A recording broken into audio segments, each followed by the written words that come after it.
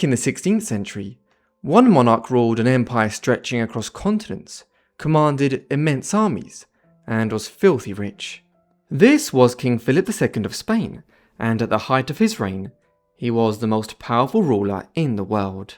Yet behind the strength of his empire was a far more fragile story. His marriages, forged for alliance and dynasty, were marked by loss, again and again. 4 queens would share his crown, but none would survive him. So let's meet the women who became his wives, and their tragic fates. Before we explore the lives of his wives, let's look at Philip himself. He was born on the 21st of March 1527 in the Palacio de Pimentel in the city of Valladolid in Spain. He was the eldest son of Holy Roman Emperor Charles V and Isabella of Portugal. By this time, Charles V was one of the most powerful rulers in Europe. He had become King of Spain in 1516, succeeding his mother Joanna of Castile. Back in 1496, she had married Philip the Handsome of the House of Habsburg, a dynasty that ruled over Austria. As a result, Charles V and his son Philip were members of the powerful Habsburg family. This dynastic connection, combined with political influence and financial support, helped secure Charles's election as Holy Roman Emperor in 1519. So, not only did he rule Spain, he also controlled large parts of Italy, the entirety of the Low Countries, and was the central figure in politics of Germany as Holy Roman Emperor. As well as this, he controlled the world's first truly global empire, with vast domains in the Americas and later the Philippines and Asia. The flow of gold and silver from the Americas after the conquests of the empires of the Aztecs and Incas ensured that Spain was the wealthiest nation on earth. As heir to a vast and growing empire, Philip received the finest education available, trained in languages, governance, and the responsibilities of rule from an early age. Though his future dominions would span continents, Philip identified strongly with Spain, and felt most at home there. As a boy and young man, he was known for his serious and disciplined nature, showing an early preference for order and duty. While often reserved rather than warm, he could be courteous and controlled. In his youth, Philip was also considered good-looking, and all these qualities meant that every royal family in Europe was anxious to marry one of their daughters to Philip. And soon, one lucky bride was chosen. Philip's first marriage was to Maria Manuela of Portugal. She was the daughter of King John III of Portugal, who ruled the smaller Iberian kingdom between 1521 and 1557. Maria was born in October 1527 in Coimbra, 5 months after Philip. Her mother was Catherine of Spain, Charles V's sister, and so Philip's aunt. Furthermore, Philip's mother, Isabella of Portugal, was John III's sister, meaning that Philip's mother was Maria's aunt. This sounds confusing, but to put it in simple terms, Philip and Maria were double first cousins. At this time, both Spain and Portugal were rising as global powers, and their rulers saw this marriage as a way to bind the two kingdoms even closer together, securing stability on the Iberian Peninsula while keeping power, wealth and influence within the family. And so, despite their extremely close blood ties, Philip and Maria were married at just 16 years old, on the 12th of November 1543, in a highly opulent ceremony in Salamanca. Yet, their marriage would not last long. In the winter of 1544, news spread through the court that Maria was pregnant, and celebrations followed as their heir seemed assured. She spent the next several months in the royal palace at Valladolid, where on the 8th of July 1545 she gave birth to a son, Carlos. But the joy quickly turned into tragedy. Maria suffered severe complications after birth and began to hemorrhage. Despite all efforts, she died just 4 days later. She was only 17 years old. For Philip II of Spain, the marriage had secured an heir, but at a devastating cost. He would not remarry for 10 years, though during that time he took lovers, and later even as king, maintained some mistresses alongside his queens. With only one heir, and still very young, Philip needed to remarry, and when he finally chose his next wife, the match would be far more powerful and far more controversial than anyone could have expected. Philip next married Mary Tudor, the daughter of King Henry VIII and Catherine of Aragon. She was born on the 18th of February 1516 at the Palace of Placentia in Greenwich, England. As a child, Mary was a princess of great promise, well educated, confident, and initially favoured by her father. But everything changed when she was still young. By the time Mary was 10, Henry had become infatuated with Anne Boleyn and was increasingly desperate for a male heir. So, when Pope Clement VII refused to annul his marriage to Catherine, Henry grew enraged and broke with Rome, divorcing Catherine in 1533 and declaring Mary illegitimate. Cast aside and separated from her mother, Mary's world was turned upside down. The experience left her deeply committed to the Catholic faith and closely tied to her Spanish heritage, reinforced by the support of Spanish diplomats in her years of isolation. During this time, Mary lived a diminished and often difficult life. She was often sick with irregular menstruation and depression, and was later forced to serve in the household of her younger half-sister Elizabeth I, and pressured to accept her father's religious reforms. Then in 1536, Mary reconciled with her father, and she was allowed to return to court. Now entering her 20s, attention turned to her marriage. She was briefly courted by Philip of Neuburg, but as a committed Lutheran, his suit was unacceptable.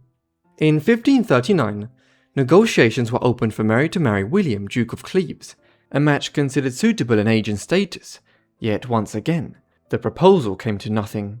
It was not until the final years of Henry VIII's reign that she was restored to the line of succession, though she remained officially illegitimate. Finally, in 1547, her father Henry VIII died, and her younger half-brother Edward VI succeeded as king.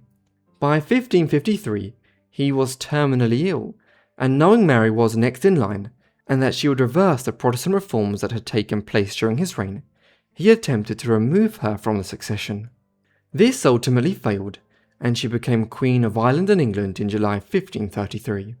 Now aged 37, Mary faced mounting pressure to secure her throne and produce an heir, before her half-sister Elizabeth I could succeed her. Convinced that her position, and England's future, depended on a powerful alliance, Mary turned to the Habsburgs. And so, she made her choice. She would marry Philip II of Spain. This match was agreed to, and their wedding took place at Winchester Cathedral on July 25, 1554, just days after their first meeting. He was 27, she was 38, an unusual reversal in royal marriages of the time. The pair shared no common language, so they communicated through a mixture of Spanish, French, and Latin. It may come as no surprise that the newlyweds were also cousins. Mary's mother, Catherine of Aragon, was the daughter of Queen Isabella of Castile and King Ferdinand of Aragon, the rulers whose marriage had united the Kingdom of Spain in the late 15th century. Philip was a great-grandson of Ferdinand and Isabella, thus he was Mary's first cousin once removed. Before Mary and Philip married, though, an unusual arrangement was reached whereby they would be co-rulers of England. England had never had an undisputed queen regnant before, and there was a lack of clarity as to what position Philip would hold. Instead of becoming a consort, a spouse of the monarch with no regnal authority, Philip became king regnant, something which was deeply controversial in England, where the nobles and politicians feared that England would be subsumed into Spain's growing empire as a vassal kingdom. And the marriage was troubled in other ways. Mary was already in her late 30s, and the time was rapidly slipping away, as she was nearing the end of her childbearing years. This aside, she appeared to have become pregnant shortly after marrying Philip, but she then lost a child, if she was ever in fact pregnant. Historians still don't know exactly what occurred in 1555. The most likely explanation is that she experienced a phantom pregnancy, one in which she believed she was pregnant, when in fact she wasn't. Mary had noticed changes in her body, but these could have been signs of something far more sinister. Soon after the humiliation of her false pregnancy, Philip left England, departing for Flanders to command his armies against France. From that moment on, he would spend little time at his wife's side. As his father Charles V began to relinquish his vast dominions, Philip's attention shifted ever more towards Spain and the Low Countries. Whatever personal bond may have existed between them quickly faded. To Philip, the marriage had always been a matter of politics, a means to draw England into Spain's orbit and secure its return to Catholic rule after the upheavals of Edward VI's reign. But for Mary, it was something far more personal. She was utterly devoted to her husband, longing for the kind of loving family life that had been denied to her in youth. One contemporary observed that she was extraordinarily in love with Philip, a devotion that would go painfully unreturned. By May 1558, Mary had grown weak and increasingly ill. In constant pain, likely from ovarian cysts or uterine cancer, her condition steadily worsened. On November 17, 1558, at St. James's Palace, she died at 42 years of age, her hopes for an heir and for a lasting marriage unfulfilled. Far away in Brussels, Philip received the news. Writing to his sister Joanna of Austria, he remarked only that he felt a reasonable regret at her passing. As Philip and Mary did not have any children, Mary's throne passed to her half-sister, Elizabeth I, who promptly restored Protestantism as the state religion. So, the plan to keep England in the Catholic fold via Philip's marriage to Mary had completely failed. Despite this, Philip had no wish to sever his tie with England, and sent a proposal of marriage to Elizabeth. However, she delayed in answering, and in that time learned Philip was also entertaining other options. Just months earlier, back in September 1558, his father Charles V died, passing his vast dominions to his son. And with that, Philip II of Spain became the most powerful monarch in the world. At just 33, he stood at the height of his power, yet his dynasty remained dangerously fragile. He had only one surviving heir, the 13-year-old Don Carlos, and so, once again, Philip turned to marriage, this time, not just for alliance, but for survival. Philip was married for a third time just 7 months later to Elizabeth of Valois. She was born in April 1546 in Château de Fontainebleau near Paris. Elizabeth was the daughter of King Henry II of France and his wife, the infamous Catherine de' Medici. In 1550, Elizabeth's father opened negotiations to betroth her to the young King Edward VI, with the marriage intended to take place once she came of age. But as we saw earlier, Edward died in 1553, while Elizabeth was still a child.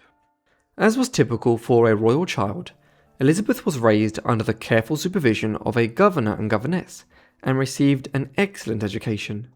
As a young girl, she was described as shy and timid, often in awe of her mother, though contemporaries also noted her beauty and charm. By 1559, negotiations were underway between Spain and France to bring an end to the long and bitter Italian wars, which had raged since 1494. In April of that year, the Treaty of Cateau-Cambrésis was signed, finally securing peace between the two great rivals. As part of the agreement, a marriage was arranged between Don Carlos and the young French princess. But in a sudden twist of dynastic diplomacy, those plans were abandoned, and instead, Elizabeth would marry Philip himself, sealing the peace between the two rival empires.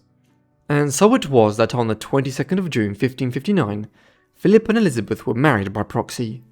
At the time of the proxy marriage in France, she was 14 years old, while Philip was 32. The formal ceremony would take place in Spain the following spring. Ironically, Henry II was killed in a jousting accident during festivities in Paris to celebrate the peace treaty and the marriage, just 3 weeks after the proxy wedding. Uniquely amongst Philip's 4 wives, Elizabeth was not a cousin of his, a rare break from a Habsburg tradition. Their marriage proved unexpectedly warm, and he even renounced having any mistresses for several years in the mid-1560s. Elizabeth grew genuinely fond of her husband, and Philip took pleasure in entertaining her with tourneys. At court, Elizabeth of Valois formed a close and seemingly easy bond with her stepson, Don Carlos, the very prince she had originally been intended to marry. While Carlos's behaviour grew increasingly unstable, he appears to have treated Elizabeth with unusual gentleness, and she, in turn, met him with patience and grace. Elizabeth's life was troubled in other areas though. She had a difficult natal history that included a stillbirth late in 1560, when she was 14 years old. She miscarried twin daughters 4 years later. In 1566, she gave birth to Isabella Clara Eugenia, and the couple rejoiced at the birth of a healthy daughter. She was followed by another healthy child, Catalina Michaela. Then, on the 3rd of October 1568, Elizabeth gave birth to another daughter named Joan. Tragically, both mother and infant died the day that Joan was born, owing to complications from the birth. Elizabeth was only 22 years old at the time. After Elizabeth's untimely death, Catherine de' Medici offered the grief-stricken Philip her younger daughter Margaret as a bride, but Philip declined the offer. Instead, he would turn once again to his own family. Philip only waited slightly longer to marry his fourth and final wife. This was Anna of Austria. She was born on the 2nd of November 1549 at Cigales near Valladolid in Spain. Her father was the future Holy Roman Emperor Maximilian II, and her mother was Maria of Austria. Anna spent her earliest years at the Spanish court, but when she was 4, she moved to Vienna where she was raised and educated. She was the eldest of her parents' eventual 16 children, and was her father's favourite. Given her position, Anna of Austria was destined for a powerful marriage alliance from an early age. Plans were eventually made for her to wed her first cousin, Don Carlos, who as we have seen was Philip's only surviving son, and heir to the Spanish throne. Not only were they close in age, they were also politically and personally well matched, though they were first cousins. But in 1567, Don Carlos began to show clear signs of severe psychological instability. By his early 20s, he was notorious for violent outbursts, erratic behaviour, and growing unpredictability. Alarmed, Philip placed him under confinement. Just months later, in July 1568, Carlos was dead. His sudden end gave rise to rumours of starvation, poisoning, and darker secrets within the Spanish court.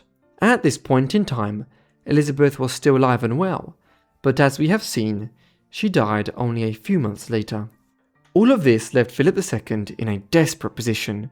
He had lost both his heir and his wife, and so Philip made a shocking proposal.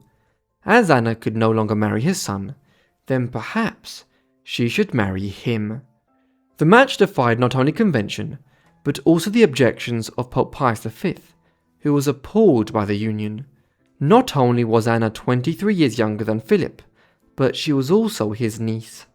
Her grandfather was Ferdinand I, Philip's uncle, while Anna's mother was Maria, Philip's sister.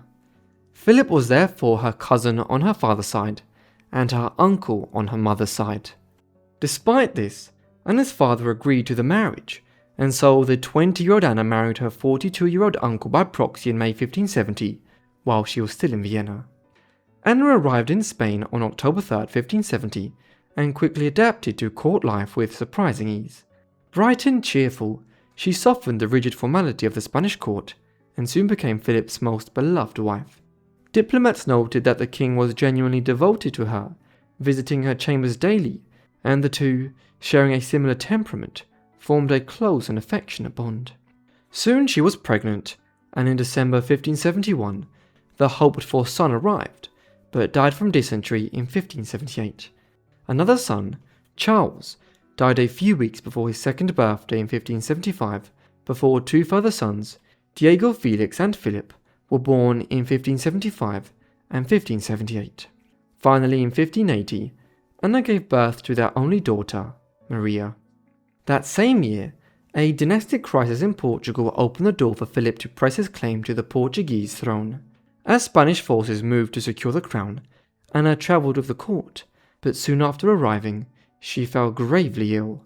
On October 26, 1580, in Badajoz, she died just days before her 31st birthday.